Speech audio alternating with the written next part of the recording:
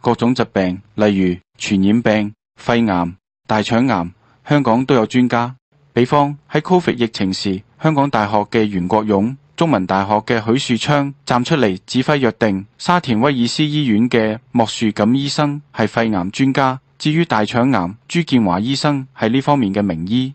我朋友大便有血，肚好痛，擔心係咪有大腸癌，於是諮詢朱醫生。第一件事，照大腸鏡，未照之前必須清除可能會黏住大腸腔嘅大便，方法係飲乳果糖 Lactulose， 佢係一種非處方藥物，會令水滲進大腸腔，引致肚瀉，清乾淨大腸中嘅大便，方便之後嘅大腸鏡。乳果糖係一個醫生經常開處理頑固便秘嘅藥，不過飲咗乳果糖可能會失控地腹瀉。對付便秘嘅關鍵叫蠕動 peristalsis， 大便冇腳，唔會自動走向肛門。蠕動係指大腸嘅平滑肌收縮，將大便推向肛門。所有肌肉嘅活動都係由神經系統嚟控制，方法係神經細胞分泌神經傳導物熱稀膽鹼 acetylcholine， 透過大腸平滑肌細胞表面嘅熱稀膽鹼接收體，令肌肉收縮，